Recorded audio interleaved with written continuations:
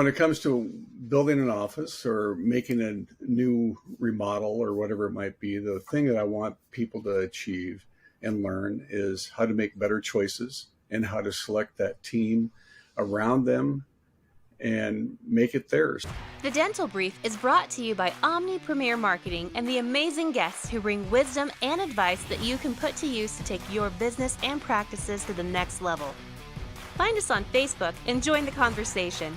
Get ready to grow because we are kicking off the next episode in 3, 2, 1. Hello, everyone. Welcome to another episode of the Dental Brief. I'm so glad to have back on the program. He was in the old audio format. Now he's here to show his face on the video format.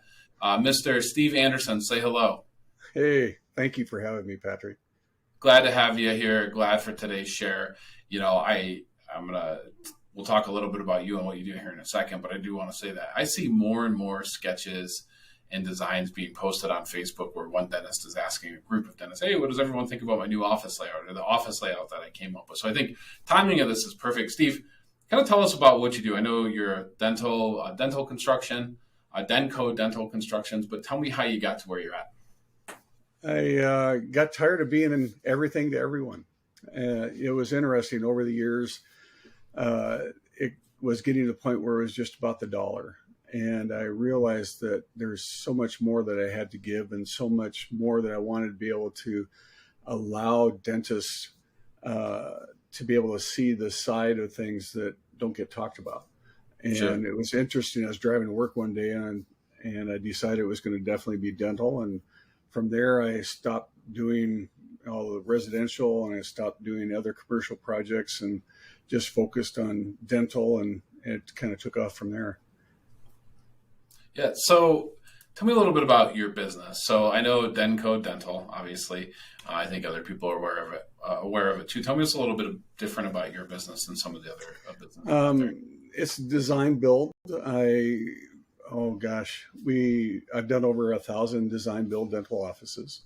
Mm-hmm. I'm endorsed by the Arizona Dental Association. I've written 2 books, Blueprints for Success is my first one that I teach when I go to the schools. And then my second book I put together is DentalEase.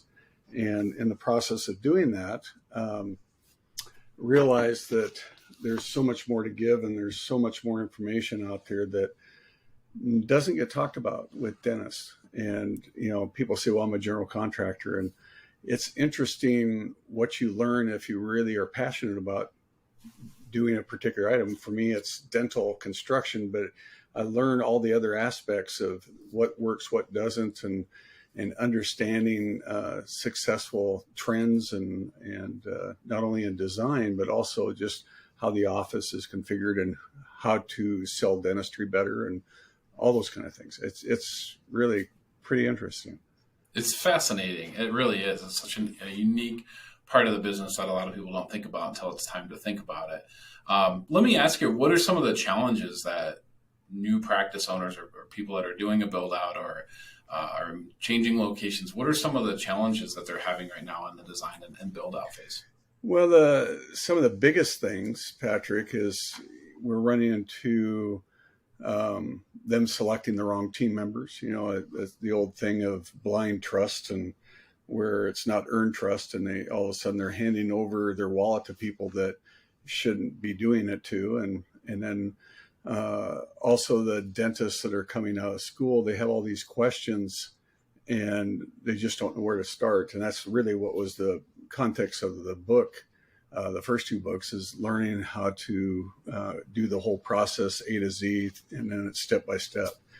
And it's fun, but there's just lots of challenges that dentists incur. And one of the biggest ones lately has been costs. You know, just does it still make sense for a dentist to go out and put that much money into a dental office and go forward? Sure. You know, especially when you consider how much they have graduating from school. Right. Yeah, it makes a lot of sense. You know, when you bring up the cost, if you're looking at an existing practice or you're looking at doing a new build out, I know that a lot of builders aren't going to say, hey, maybe you should get an existing practice, but there's times that you certainly should look at an existing practice, right? Yeah. Oh, What are some of the absolutely. There's been times when I actually had a doctor that wanted to do a 6,000 square foot office, and I knew the doctor, and he was in 1,800 square feet. And I went and had lunch with him. I said, cancel the appointment. And I says, for $40,000, we can get that extra operatory you need, and you need to do this a little bit slower for your success, or it's going to kill you. Right. Right. So, like, for instance, maybe roughing in an op or two, without just going and building out 6 or 8 or 10 to begin with.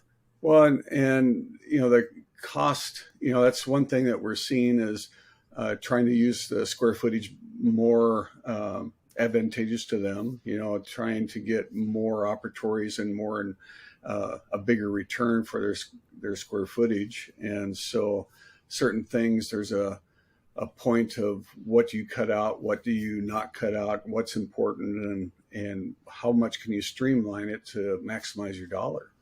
Yeah. Let's talk about something that I don't really hear it mentioned a little bit, but there's an emotional attachment and emotional involvement that goes into building out a new practice that can certainly cause trouble for a dentist. Would you agree with that? Yes. And a lot of it has to do with the different personalities that you run into. I just had that experience recently. Yes. Yeah. So how do you avoid that? What are some tips that you could give to, hey, let's make this about business and not get so emotionally involved? And again, it's a lot of debt. There's a lot of stress. There's a lot of things going on there. But how do you make sure that you're making clear, intelligent decisions and not making decisions based on your emotions? Great question. A number of years ago, I created a form, and it's called the compilation budget.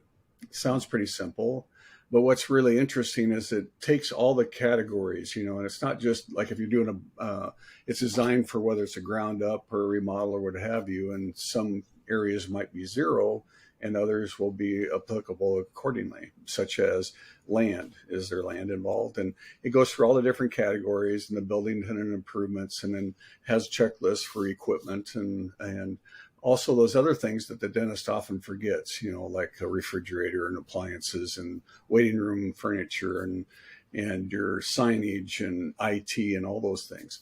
And at the bottom, you create a number. Well, in the book, one of the things I talk about is there's a point of accountability. And I did it with myself when I went to buy an office a few years back. And I said, okay, I'm going to present this to not only the bank, but I'm going to present it to my spouse, my significant other. And that's what I encourage people to do, is whoever that is, and then listen. And I made a commitment that if the answer was no, I wouldn't do it. Right. Oh my gosh, and I was committed to follow through with that. Did this really make sense to spend $1.25 million on this building? And is it really a good investment for me? And, this was 10 years ago, and fortunately it's doubled in value. Right. But, at the time it was a scary thing. Yep. And so that's the biggest single thing, is just being willing to be vulnerable, to be accountable to somebody. Sure. Yeah. Steve, let me ask you this, and I want to encourage our audience to check out your website, but also go to dreamdentalpractice.net. Check out a copy of the book. I mean, a small investment right now could literally save you not a small fortune, a large fortune in the future. Steve, tell us, where on the planet do you work? So are you confined to Arizona? Are you working with practices all over the place? Tell us about that. I've consulted with people all around the United States, but the most important for me is I can only do what I can do. And so I narrowed it down to Arizona, and that's where I live. And with that in mind, I realized I couldn't be everything to everyone. And that's, again, one of the reasons I wrote the book, is to just help people navigate that process in a systematic way. Good. So let me ask this question, Steve. It's going to be kind of fun. There's a show, I think it was on the HGTV. I'm not sure which channel it was on, but it was this guy, and I think his name was Mike Holmes. And he played this home inspector that would go into houses after people bought them, after they'd had an inspection by someone else done, and then he would find all these problems and then fix them. He's like this no nonsense kind of guy, ton of integrity. You remind me a little bit of him, so that's why I'm going to ask you this question. Okay. What is the number one problem that you see? Would either dentists call you when they're working with somebody else and they say, "Hey, I've got this problem. Can you help me?" And that's probably not the best time to be calling you, but I know you get that call. Or you go into a practice after it's been built out and you see this common problem over and over and over again. What is that problem? What's the number one mistake that you see other builders and designers making?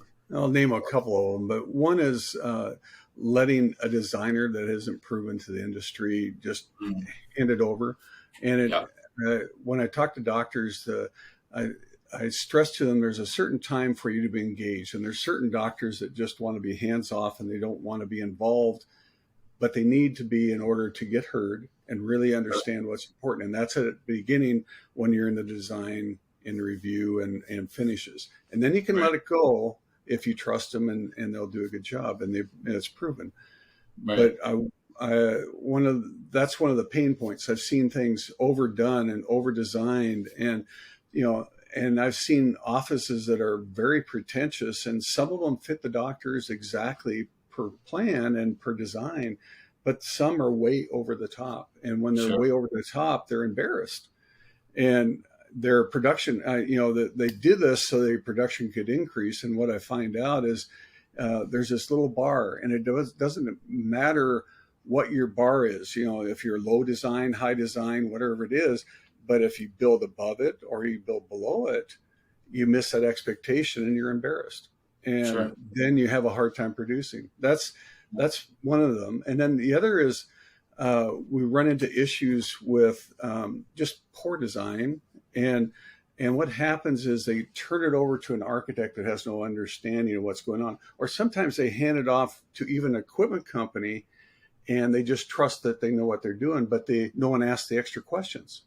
I'll give you an example. I had an office that was hired by an expert dental company. And I went in 10 years later and he's ready to expand. He's bringing on a person that's going to be 100 pounds bigger than him. And I said, let's just walk your office. Because he said, here's my plan, Steve. Let's go to work. And I already have it permitted. You just have to go pay for the permit and we can go to work. And I said, just time out. Let's look at your office. And I said, you have some pain points here. And he says, well, what do you mean? He says, aren't you a little frustrated with your operatories? And he said, well, yeah. And I said, your new plans are designed exactly the same way. And I said, you're too tight between the operatory in your head of the patient and the head wall. Yep. And then on top of that, you have a sink at the head wall and you have no room to work.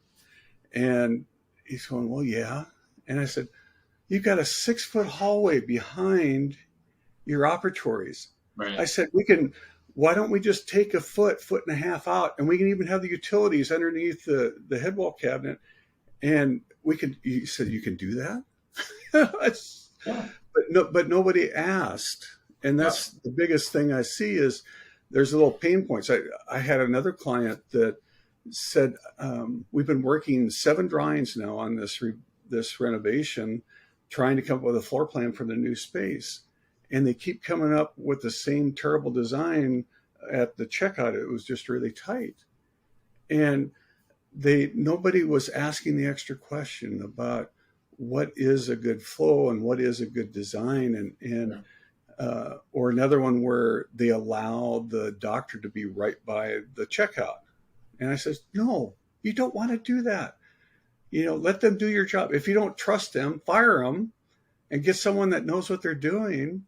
And you should be in the back where you can concentrate on what you're doing. And you have a few moments, you can do a little bit of business work, but you're not tied in with going up to the front and getting tied in with patients that are just leaving or coming in. And you're never having any free time. Yep. It makes sense to me.